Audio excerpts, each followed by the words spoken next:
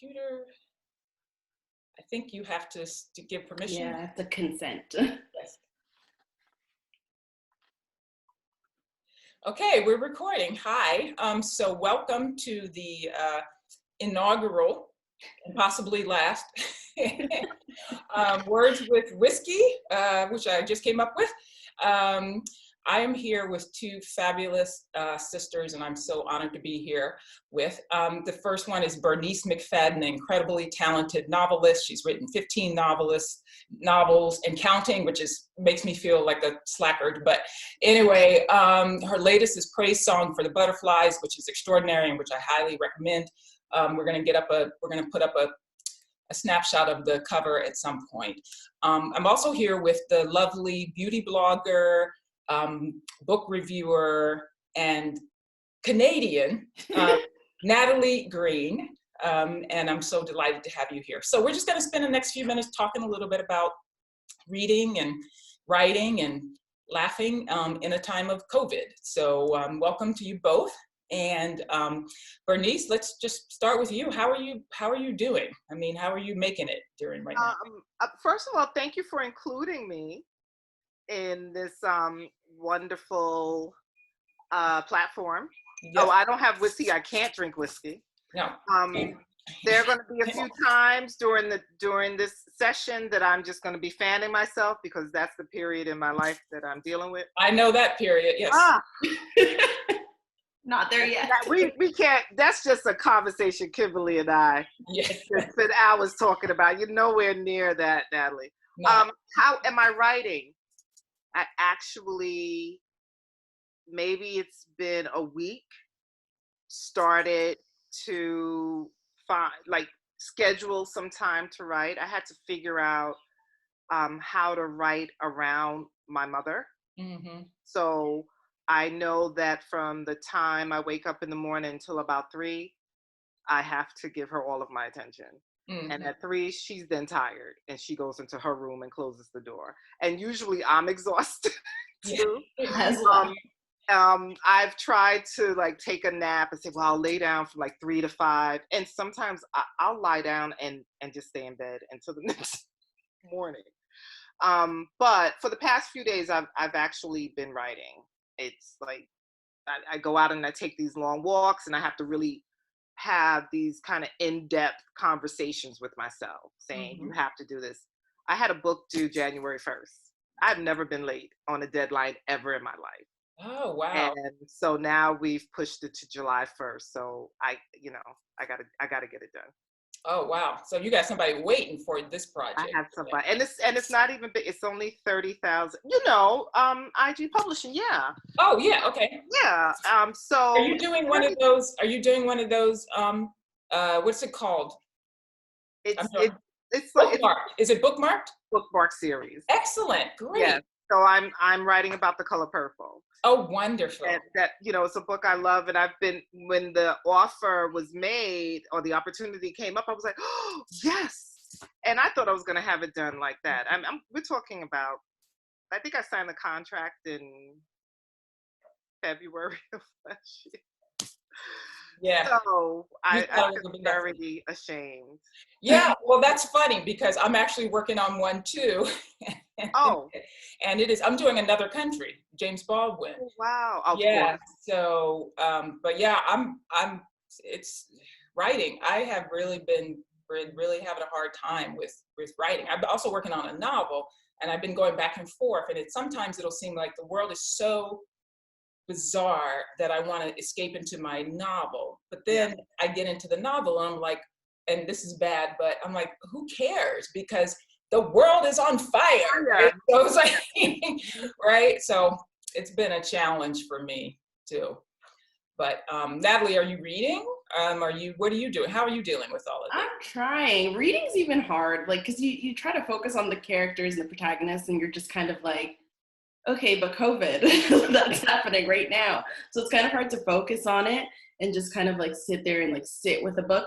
It's interesting though, because I had to listen to, before this meeting, Praise Song on Audible, and I felt like that was 10 times better.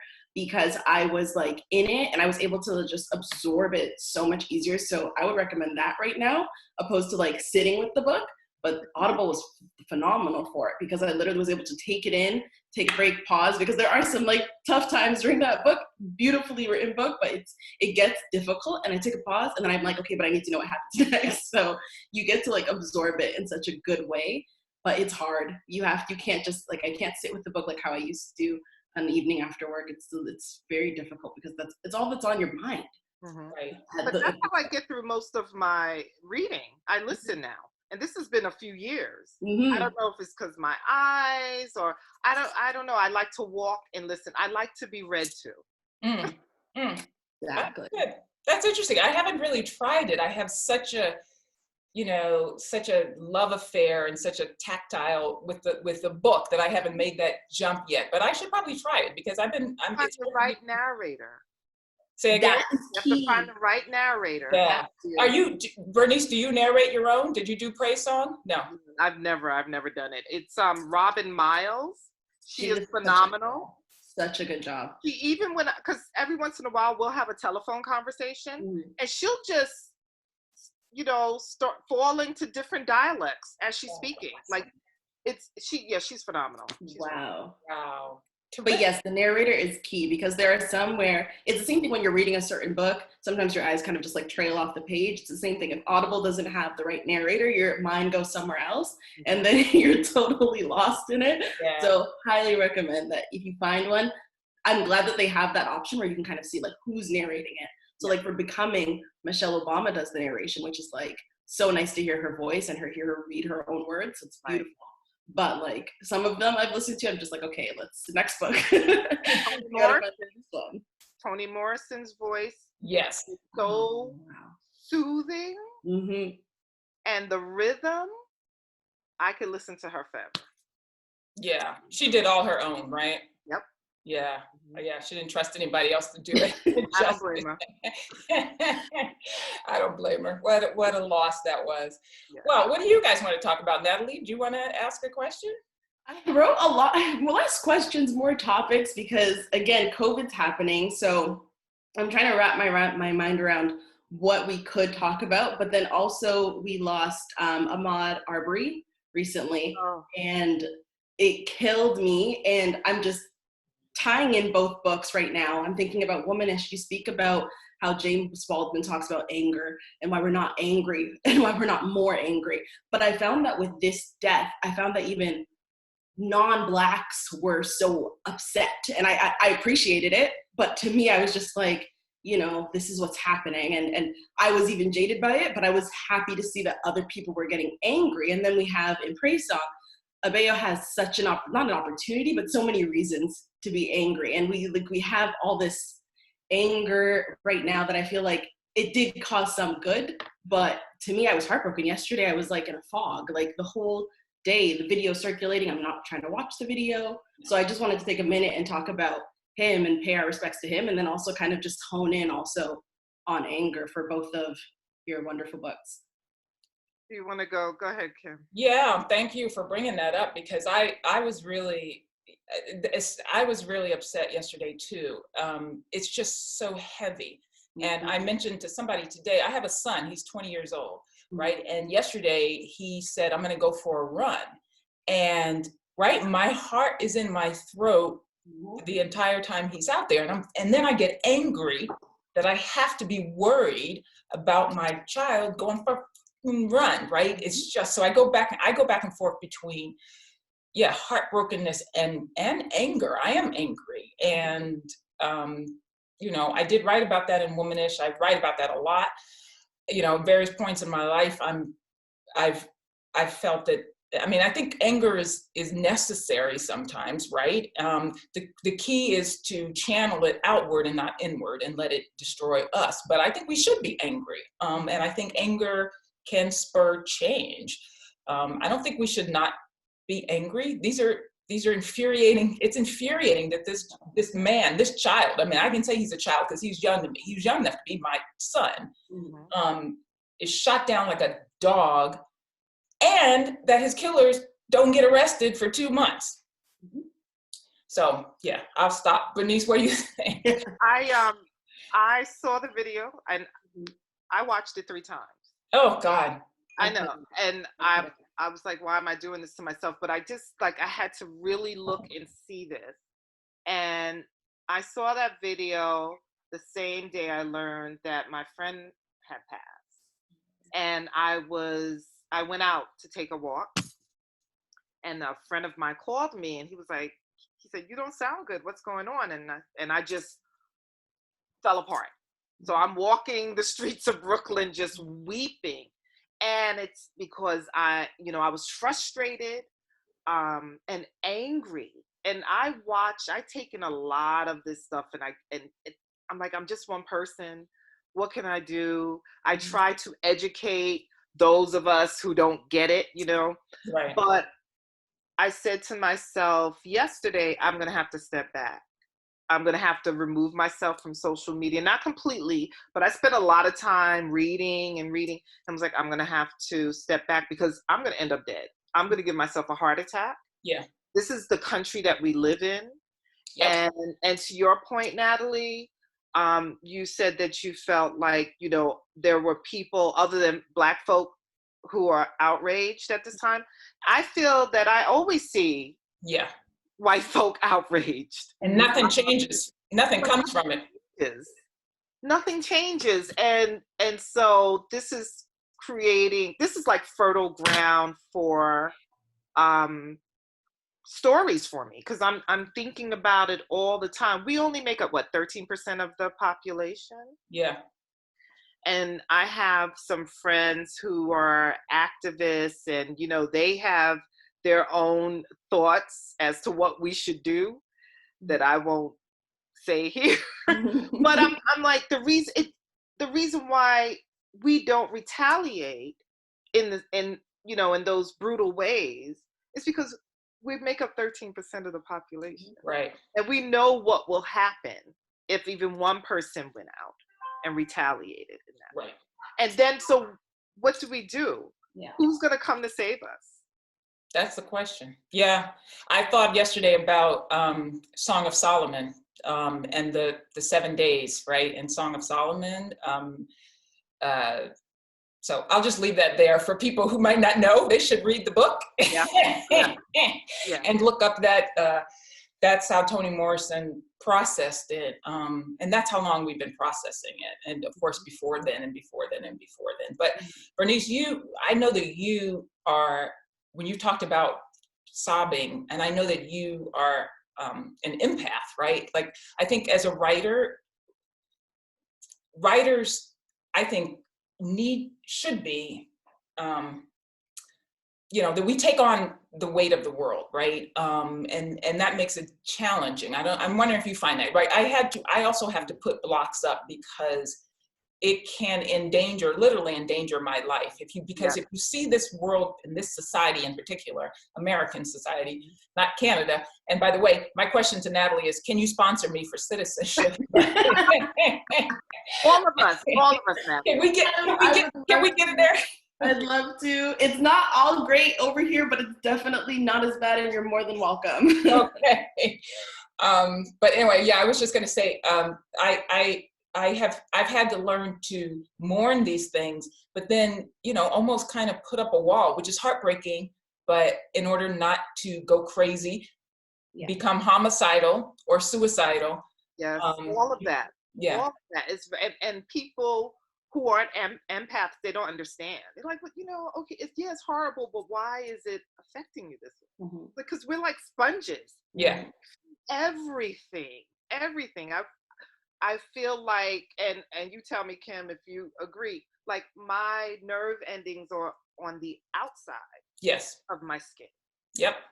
That's how sensitive we are. So this is, it's very, very troubling. And then the other thing I find just mind-blowing is what people believe. If you have an ounce of intellect, an ounce, half an ounce, some of these things that we are being told by these politicians or even the people that we, look up to, these celebrities, it's just like, this doesn't make any sense. How can you just take it and go with it and go, yeah, this is the way it is. Yeah. I have these conversations with my students all the time, and Kim, I'm sure I know you do. Yes. And I just sit there going, this is amazing to me. But we live in a country where it's memorization and repetition, right? So I guess if someone has told you Columbus discovered America for, your entire life, and then you're presented, facts that declare otherwise, it's hard for them to wrap their minds around it. What is it? Cognitive dissonance. Cognitive dissonance. Yeah. Cognitive dissonance. Yeah, well, exactly. And I mean, Baldwin wrote about that, right? It's that it's not only cognitive dissonance, it's an actual, and we don't want to go too far down this road, but it's an actual threat to their sense of identity, right? If your whole sense of identity is built on these myths of American history, right? Columbus discovered America, George Washington was a hero, Thomas Jefferson was a hero, not a slave owner, I mean, right? All these myths of American exceptionalism, that's your whole sense of identity. You're not gonna let go of that easily, even when presented with all kind of facts, because as Baldwin said, it's like you woke up one day and the stars were on fire. Your whole sense of the world is disrupted. And so that's why I'm not. We're seeing that now with the 1619 project. Yes. Sister, right.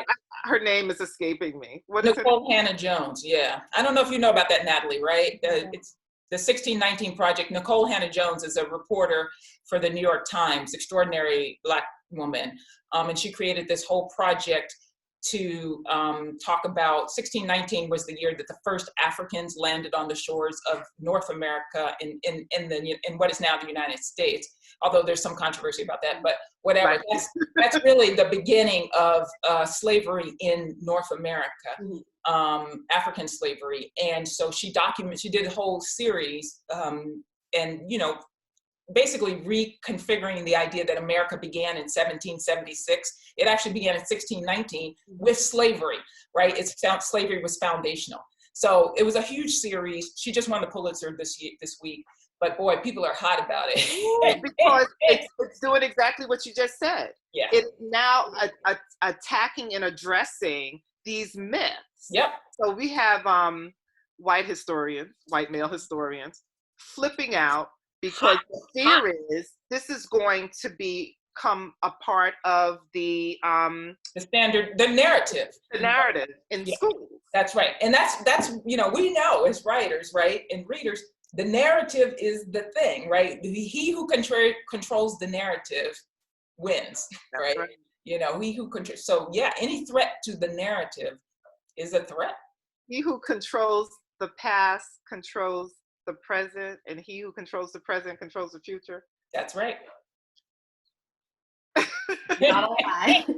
Not a lie. See what you do. You know what I would like to talk about. Go ahead. Yeah. So you had put up a tweet a few days ago, Kim, about I think it was something to do with publishing and. Do you want to talk about that? Sure. Because I talk about it all the time, and it's probably, well, anyway, what do you have to say? Natalie, what we're talking about is, I don't even know where, She's already tired. I'm already tired. Just go find this tweet. catch myself.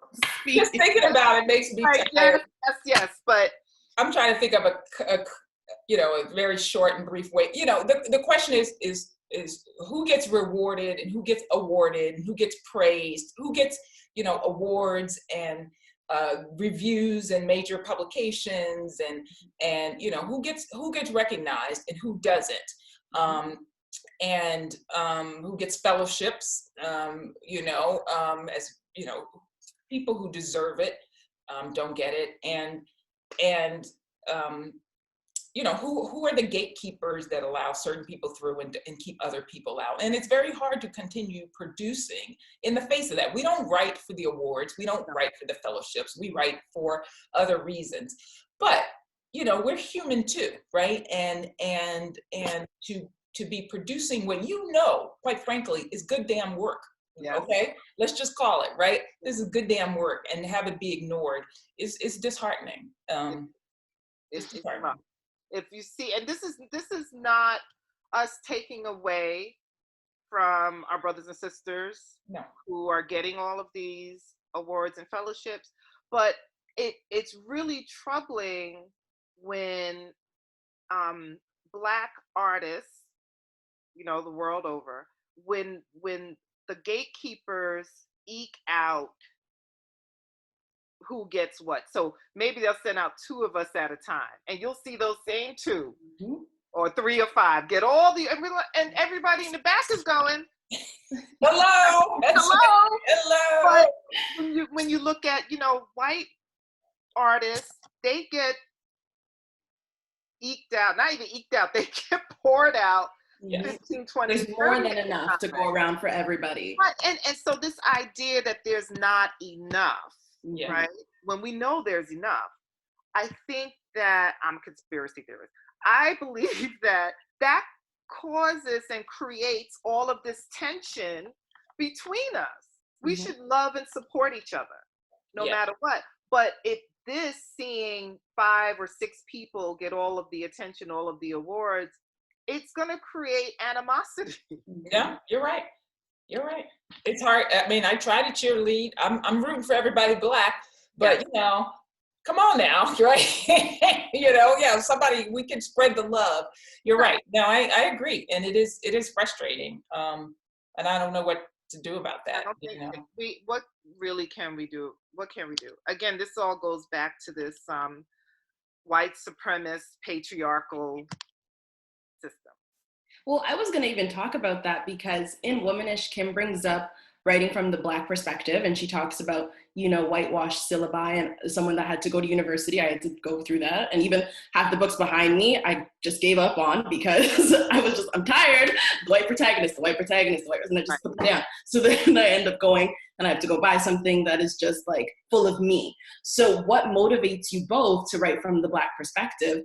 And like, especially like you said, when you feel like it maybe just kind of narrowing to 2 specific, those 2, coined people, when you want to be one of those people that keeps, getting that spotlight, what keeps you going and what, drives you to write from the Black perspective or keep telling the stories that you have to tell or want to tell? Go ahead, Kim. You go. Okay. So the first book I ever read by a Black person was The Color Purple. Okay. It was 1983. I had just graduated high school. And I knew for a very long time that I wanted to be a writer. But I did not know that Black writers existed. Like, I knew in the back of my mind that they had, because I had a grandfather that was all into, Black history. So I had heard, James Baldwin and the others back here. But in my mind, they were all dead. And that was it. I went to boarding school for high school, mostly white students, all white teachers. And so we were given books written by white authors to read. And I didn't find any of them interesting. I was reading at that time a lot of Stephen King. I loved horror. So I get home the summer of 1983, and there's this battered copy of The Color Purple. And I picked it up and I read it from cover to cover, I think like in one day, and it changed my life. And then she went on to win the Pulitzer, and I was like, this actually can happen. And it was that book, and it was Alice Walker herself that really opened a door, opened a window, and sent me on this journey looking for other Black writers, because I wanted to see me represented in those pages. And after I read The Color Purple, I was like, I know all those folks. That's my aunt so-and-so, and that's my uncle so-and-so. And so it was, when I was writing prior to that, I can't even tell you what I was writing about. Probably just, copying things I had read from, Stephen King and others. And that centered me. And I said, well, these stories are important. Stories that depict people that look like me are important. Mm-hmm. And I never wanted to stray away from that. But should I decide to want to write about people that don't look like me, it should be okay. Mm-hmm. That shouldn't be a problem, because white people write about people of color all the time. And the problem with that, everybody should be able to write about whomever they want to write about. Mm-hmm. But we know that when white people write about people of color, those stories are elevated. Yep. Right? Over the people who look like the folk on the page. Mm-hmm. Right? Over the writers who look like the folk on the page. And that's where the problem comes in. You don't want to limit folk. You don't want to limit people's creativity. That's unfair. But it does become an issue when those stories are elevated. Yeah. Yeah, I mean, we could talk about this all day. I could, because there's a lot in what you just said. So I'm just going to be brief. That starting from the last point, I think I agree with you that everybody should be able to write whatever they want to write. I agree with you that when white people write stories featuring people of color, it's like, oh my God, look at this amazing thing they did. It's miraculous, right? Whether or not it's actually good, that's the other thing, right? Because I also think it is true that it is easier to write looking up the ladder, right? If you're on the bottom of the ladder, you can see, you have a much better view up than a person on the top of the ladder has down. So, you know more, and I know more, quite frankly. I'm gonna say this generally, people get upset. I know more about what it's like to be a white man in this society, because I damn well better, or else I won't live, right? Whereas how many white men really can imagine what it's like to exist as a Black woman in this society? Rare. I'm married to a white man and he doesn't know, right? Okay, so but he knows he doesn't know. That's why I love him, right? Right. So that's, all of that is in there. But in terms of why I write, and I had a journey, and this is part of what I'm writing about in this book I'm trying to write for the bookmarked series for IG about another country, and it was the first book by a Black person I picked up was I Know Why the Caged Bird Sings by Maya Angelou. And I picked that up in like 9th grade. And I do remember that moment, because she had that beautiful, she was on the back, and the face, I had that same moment, oh my God, Black people can write? Black women can be writers? Like, I'm like, Yep. It's so exciting, right? Because I was a bookish kid too. I read like incessantly. I consumed books, but they were all by white writers. Mm-hmm. So that was like, okay, maybe I can be a writer. But then the journey to, I want to tell stories about Black people in my experience, that journey for me was a lot more long and convoluted. And, and James Baldwin was the one who kind of, and Toni Morrison were the two who kind of gave me permission, not only gave me permission, but told me, hey, this is not only okay, it's, we are the centers. Toni Morrison said, I'm not writing from the margins, I am the center, right? And so y'all can come in if you want, but we're here. Mm-hmm. I had a much longer and convoluted path to that, but I'm glad I finally got there. So, well, we could go on all day, and I know go on all day. I want to say. Yes. And I think I said it to you in the email. We had a back and forth a few weeks back. So you know how much I love your work. I love your work. And I love yours. And I don't understand why. Nobody knows me. So I was sitting in my office, Natalie, people out there, sitting in my office one day, and the wife of the dean of the English department at Tulane walked into my office. She goes, "You know Kim McLarin?" And I said, "Well, yes, I do." And she had just finished reading Womanish, and she was blown away. And she goes, how come I'm just hearing about her?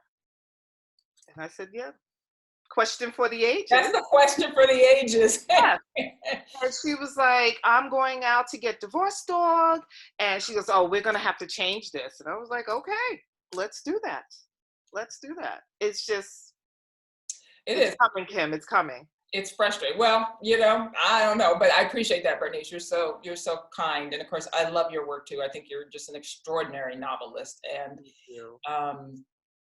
You know, it is what it is, but we keep on keeping on, right? If you know, what, and I just want to thank Natalie, because I was just, I don't know why I was Googling. I try not to Google myself because it's a dangerous thing to do, but I Google myself every day. You do? If anybody's telling any lies on me. Interesting.